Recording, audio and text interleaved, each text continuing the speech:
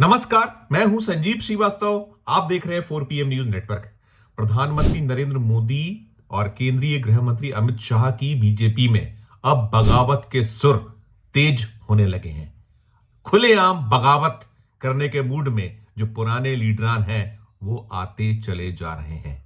दरअसल मोदी और शाह चाहते हैं कि कांग्रेस मुक्त भारत हो और कांग्रेस मुक्त भारत के जो उनकी कोशिश है उन सब के बीच अगर हम बीते 10 साढ़े 10 वर्षों में देखें तो कांग्रेस युक्त भारतीय जनता पार्टी हो चुकी है। बहुत बड़ी तादाद में कांग्रेस से टूटकर ऐसे नेता जिनसे भारतीय जनता पार्टी के जो देव दुर्लभ कार्यकर्ता या जिन्हें नेता माना जाता है वो लड़ते रहे, वो एक के बाद एक आते चले गए हैं और ये सिलसिला थमा या रुका नहीं। लेकिन अब ये जो बीजेपी का देव दुर्लभ कार्यकर्ता है वो सीधे तौर पर बगावत के मूड में आ गया है, क्योंकि वो मान रहा है, देख रहा है कि उसका हक मारकर जो ये दीगर दलों से लोग आ रहे हैं, चाहे वो कांग्रेस से आ रहे हो या और भी दलों से जिन्हें लिया जा रहा है, वो ऐश कर रहे हैं, मलाई या चांदी काट रहे हैं, मलाई खा रहे हैं, इस तरीके का सोच है। और ये अब उनसे बर्दाश्त नहीं हो रहा। कुछ ऐसा ही दृश्य,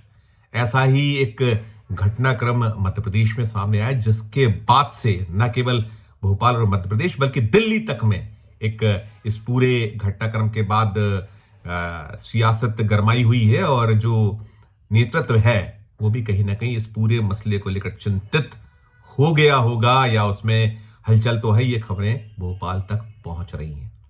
मध्य प्रदेश में एक 5 बार के विधायक हैं जो शिवराज सिंह चौहान कैबिनेट में सदस्य रहे और जिन्हें न केवल शिवराज सिंह चौहान का संकट मोचक माना जाता रहा बल्कि बीजेपी भी जब ये यहां कुछ जिस तरीके के बीच में कमजोरियां दिखी या कुछ वो जो एक ढलान सी नजर आई उस पे जब गाड़ी को वापस खींचना था, ऊंचाई की ओर ले जाना था, तो वे अग्रणीय नेताओं में शुमार माने जाते रहे।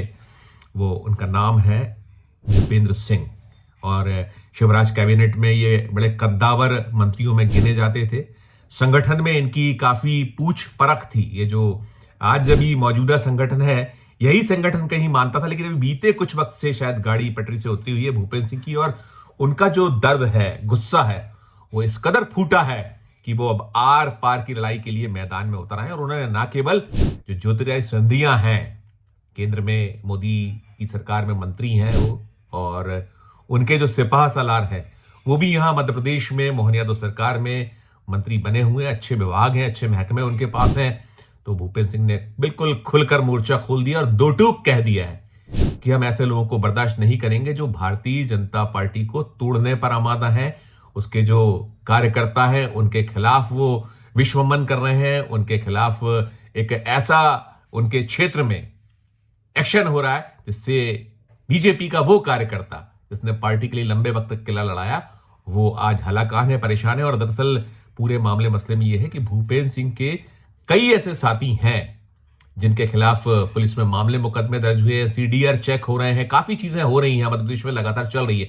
और ये बहुत दिनों से मामला बीते कुछ महीनों से गर्म है। और ये जो 2023 का विधानसभा चुनाव हुआ था उस चुनाव के बाद से सीधी तलवारें खिंची हुई हैं और खिंचने की वजह यह है कि जो भूपेंद्र सिंह हैं इन्हें मोहन यादव कैबिनेट में योग्य होने के बावजूद, ऐसा वे खुद मानते हैं, उनके समर्थक मानते हैं, जगह नहीं मिली है। गोपाल भार्गव है और ये इलाका बुंदेलखंड का है, जो सागर क्षेत्र है, सागर संभाग है, इस क्षेत्र से आते हैं। और ये भूपेंद्र सिंह उस सुर्खी से कई बार चुनाव जीते जिस सुर्खी का नेतृत्व अभी कांग्रेस आए हुए गोविंद सिंह कर रहे हैं। और गोविंद सिंह सुर्खी से विधायक हैं और मोहन यादव सरकार में मंत्री हैं। जब ये बगावत की गई थी 2020 में कमलनाथ के खिलाफ सिंधिया द्वारा, तब ये गोविंद सिंह और सिंधिया के दाहिने हाथ माने जाते हैं, वो आए थे। तो तब उन्हें जगह शिवराज कैबिनेट में मिली थी, अच्छे पोर्टफोलियोज मिले थे। और बाद में जब मोहन यादव मुख्यमंत्री हुए तो उनकी कैबिनेट में उन्हें जगह मिली और अच्छा विभाग मिला हुआ है।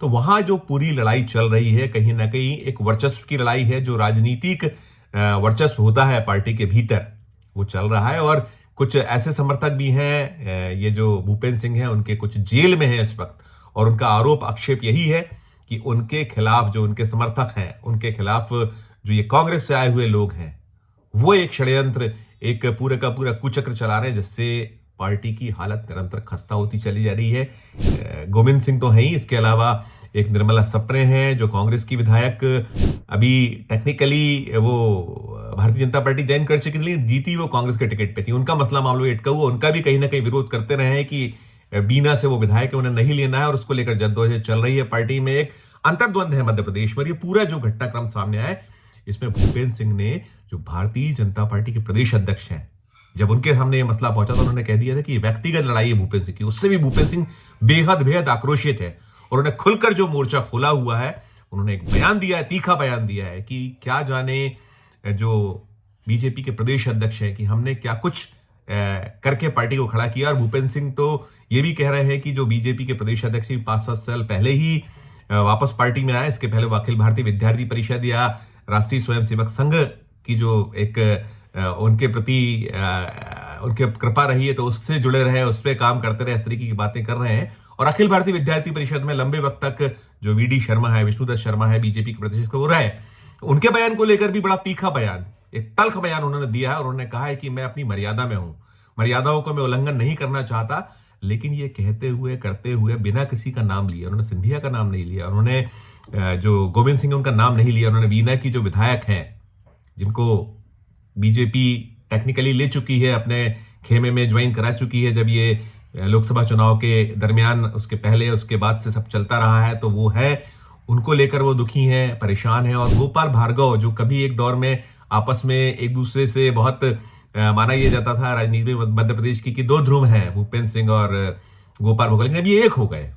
ये लगातार एक से मंचों पे दिख रहे हैं। और बीच में हमने एक खबर दिखाई थी, यदि आप हमारे उस खबर को पलटिएगा, देखिएगा, तो उसमें आएगा कि भूपेंद्र सिंह के समर्थक ने किस तरीके से ऐलाने जंग किया था खुले मन से। भी सप्ताह भर पहले हमने खबर दिखाई थी, जिसमें वो कह रहे थे कि हम बर्दाश्त नहीं करेंगे, और हमें यदि सरकार से टकराना पड़े, सरकार के खिलाफ दो हाथ करना पड़े, हम करेंगे। मोहन यादव मध्य प्रदेश में मुख्यमंत्री। और ये पूरा मामला मसला इतना ज्यादा गर्म है क्योंकि भूपेंद्र सिंह एक सीनियर लीडर हैं, और वो उनकी इस तरीके की एक मर्म दर्द, उससे लोग इत्तेफाक जता रहे हैं। और हो यही रहा है कि बहुत बड़ी संख्या में जो सीनियर एमएलएज हैं, वो उन्हें मंत्रिमंडल में जगह न मिले, वो देना या ना देना अधिकार आला कमान का है, मंत्री बनाया जा रहा है, नहीं बनाया जाना है, या मुख्यमंत्री का अपना विशेषाधिकार होता है कि किसे लेंगे किसे नहीं लेंगे। लेकिन उनकी अनदेखी होना, उनकी उपेक्षा होना, क्षेत्र में उनकी ना सुना जाना, प्रशासन द्वारा उनकी उपेक्षा की जाना, ये सब भी सामने आ रहा है इस पूरे मामले में। सीडीआर निकालने की बात आ रही है, और सीडीआर निकलना किसी के वो बिना प्रशासन के जो आला अधिकारी है उनके बिना संभव नहीं। और ऐसे सीनियर मिनिस्टर, इनके गृह महकमा रहा है भूपेंद्र सिंह के पास, उनका सीडीआर निकले मतलब कहीं ना कहीं इंडिकेशन ऊपर से है। और जैसा बीजेपी के प्रदेश अध्यक्ष ने कहा कि उनका व्यक्तिगत मामला, जिससे बहुत बुरी तरीके से भन्नाए हुए हैं, गुस्से में है, वो बिल्कुल आर पार के मूड में आकर उन्होंने 2-2 का ऐलान कर दिया है। और सीधे ये माना जा रहा है कि ये जो टकराहट है, ये जो जंग है, ये भूपेंद्र सिंह वर्सेस ज्योतिरादित्य सिंधिया है, या भूपेंद्र सिंह वर्सेस ज्योतिरादित्य सिंधिया के जो सिपा सालार हैं गोविंद सिंह, उनके खिलाफ है।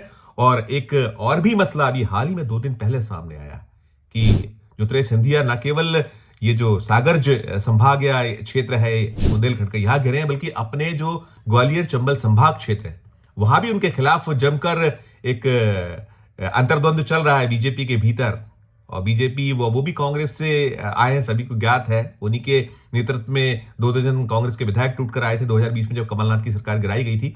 तो वहां एक जब अभी विजयपुर जो है सीट पर चुनाव हुआ था, श्योपुर जिले की विजयपुर सीट पे, और वहां जो वन मंत्री हारे थे रामनिवास रावत, ये बीजेपी की टिकट पर उम्मीदवार थे वहां से, वो भी कांग्रेस छोड़कर भारतीय जनता पार्टी में आए थे, और उनकी सिंधिया से पटरी नहीं बैठी, ये माना जाता था। और ये आरोप कहीं ना कहीं है कि उनकी हार में भी हाथ सिंधिया का रहा। तो वो एक मोर्चा, एक खाता खुला हुआ, उसे लेकर भी बयानबाजी काफी हुई है। और साथ साथ अभी 2 दिन पहले जो घटनाक्रम हुआ है, उपराष्ट्रपति जगदीप धनखड़ ग्वालियर आए हुए थे, कुछ कार्यक्रम थे उनके यहाँ, और उस कार्यक्रमों में जो सरकारी कुछ कार्यक्रम थे, उन कार्यक्रमों में जो वहां स्थानीय सांसद हैं, भरत सिंह कुशवाहा ग्वालियर के सांसद हैं, और इन्हें जो है मोदी सरकार में मंत्री रह चुके, और इस समय मध्य प्रदेश विधानसभा के अध्यक्ष नरेंद्र सिंह तोमर का करीबी माना जाता है।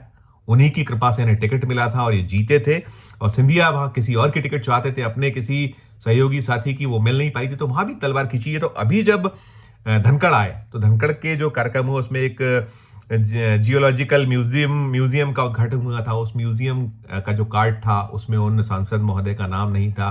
जो शिलालेख था उस पट्टिका पे उनका नाम नहीं था। इसको लेकर बड़ा भारी बवाल हुआ था और बवाल के बाद आनन फानन में वो कार्ड बदले गए थे। वो शिलालेख पर नाम सांसद का लिखवाना पड़ा था। लेकिन जो जीवाजी राव सिंधिया की वहां प्रतिमा का अनावरण किया गया धनखड़ द्वारा, उपराष्ट्रपति द्वारा, उस शिलालेख में नाम बाद में भी नहीं रहा, ना लिखा गया। और वहां जो सिंधिया समर्थक हैं वो अपनी एक राग अलापते रहे। उन्होंने कहा कि ये जो है पार्टी का कार्यक्रम था, इसलिए किसको बुलाना है, किसको नहीं बुलाना है, क्या करना है, क्योंकि वहां भोज भी हुआ था। एक तमाम बातें हुई थी। तो कुल मिलाकर जो मध्य प्रदेश में इस वक्त दृश्य चल रहा है, सीन चल रहा है, ये जुदा नहीं है। देश में बहुत सारा ऐसा अलग अलग राज्य हैं, ऐसे क्षेत्र हैं जहां जो भारतीय जनता पार्टी के मूल नेतागण या जो देव दुर्लभ कार्यकर्ता हैं, वो जो कांग्रेस से आए हुए नेता हैं, जिन्होंने उनकी जगह हथियाई है, अतिक्रमण के तौर पर भी देखा जाता है, माना जाता है, वो सब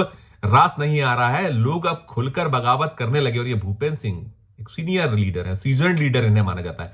उन्होंने जो कुछ जिस तरीके से पेश आए हैं, वो बेशक यहां मैंने जैसे कहा कि ना केवल मध्य प्रदेश में इसे लेकर एक हड़कंप है, बल्कि दिल्ली तक ये मामला पहुंच चुका है। दिल्ली क्या एक्शन लेता है, क्या नहीं लेता है, अभी यहां मध्य प्रदेश में चुप्पी साधे हुए बीजेपी का संगठन कुछ निकल के आया नहीं है। अभी जब मैं ये वीडियो बना रहा हूं, उसके कुछ घंटों पहले एक लोकल चैनल है जिसे उन्होंने बड़ा सनसनीखेज इंटरव्यू दिया। सनसनीखेज इंटरव्यू में बड़े खुलेआम दड़ेगम बहुत सारी बातें की हैं। मैं उस इंटरव्यू का एक साभार के तौर पर कुछ लाइनें आपको सुनवाता हूं। आप खुद उसको सुनकर अर्थ निकालिएगा या देखिएगा, समझिएगा कितनी बुरी तरीके से वो खफा है और कैसे वो खुलकर बोल रहे हैं अपने ही प्रदेश अध्यक्ष के खिलाफ। और संकेतों में वो सिंधिया के जो समर्थक हैं, गोविंद राजपूत, उनका नाम नहीं ले रहे हैं, लेकिन उनके और इशारा करते हुए, और जो समर्थक हैं उनकी तरफ इशारा करके क्या कुछ बोल रहे हैं, सुनिए आप, फिर मैं खत्म करूंगा इस खबर को। ऐसे लोगों को हम क्या स्वीकार कर लें जिनने हमारे कार्यकर्ताओं पर इतने अत्याचार किए, और वही लोग आज आके फिर हमारे कार्यकर्ताओं पर अत्याचार कर रहे हैं। तो ये विषय सागर जिले से संबंधित था, और सागर जिले में दो लोगों को लेकर मेरी घोर आपत्ति पहले भी थी, आज भी है, कि सबसे ज़्यादा अगर भारतीय जनता पार्टी के कार्यकर्ताओं पे अत्याचार किए तो इन दो लोगों ने किए, और वो दो लोग कौन है सब जानते। तो इन दो लोगों को लेके मेरी आपत्ति थी। प्रशासन तो सुन रहा है, पर जो हमने कहा ना कि हमारे यहाँ जो कांग्रेस से लोग भाजपा में आए हैं वो सब ये कर रहे हैं। प्रशासन की कहीं गलती नहीं है। प्रशासन तो ये जानता है ना कि हमें किसकी सुनना है, तो जिनकी सुनना है उनको वो कांग्रेस के लोग हैं। जिनकी प्रशासन सुन रहा है तो वो भाजपा को क्यों मजबूत करेंगे? वो तो चाहेंगे कि भाजपा कमजोर हो, वो मजबूत हो। भाजपा में कब तक रहेंगे इसकी कोई गारंटी नहीं है ना। देखिए, सवाल ये है कि वो बीच में मैं हूं ना, तो वो जो मेरे कारण जो चाहते हैं कि भाजपा खत्म हो जाए और उनकी पार्टी बन जाए यहाँ पे, वो मेरे कारण नहीं हो पा रहा है। तो इसलिए मेरे से तकलीफ है, और वो मैं होने नहीं दूंगा। भाजपा को खत्म सागर जिले में नहीं होने दूंगा किसी भी कीमत पे, कांग्रेस के लोग कुछ भी कर लें। और बीडी शर्मा जी को तो पार्टी में काम करते हुए अभी 5-7 ही साल हुए होंगे। इसके पहले तो वो विद्यार्थी परिषद में काम करते थे। तो उनका ये बयान आपत्तिजनक है कि मेरी निजी लड़ाई थी। मेरी कोई निजी लड़ाई नहीं थी। मैं तो आज चाहूँ तो मेरे बहुत अच्छे संबंध हो जाएं, मैं सर वहाँ समझौता कर लूँ और उनकी जय जयकार कर लूँ, तो मेरे तो व्यक्तिगत मेरी किस बात की लड़ाई। मैं तो कार्यकर्ता के लिए लड़ रहा था ना। कार्यकर्ता पिट रहा है, मैं बोलूंगा तो मेरी व्यक्तिगत लड़ाई हो गई। मेरा क्या बिगाड़ा? मेरा कौन सा व्यक्तिगत लड़ाई हो गई? मेरा क्या नुकसान कर दिया जो मेरी व्यक्ति, उनकी इतनी औकात भी नहीं कि मेरा नुकसान कर पाएंगे वो। तो मेरी क्या व्यक्तिगत लड़ाई थी? इसलिए मैं उस पर रिएक्ट नहीं किया। पर उनको मेरे से एक बार पूछना तो था, उन्होंने मेरे से पूछा भी नहीं। तो मैंने तो अध्यक्ष की गरिमा का ध्यान रखा, नहीं तो मैं भी कुछ बोल देता। तो वो आपत्तिजनक था। उनको ऐसा अध्यक्ष के नाते नहीं बोलना चाहिए, ऐसा मैं मानता हूँ। मैं मर्यादा का पालन किया, नहीं तो जवाब मैं भी दे सकता था।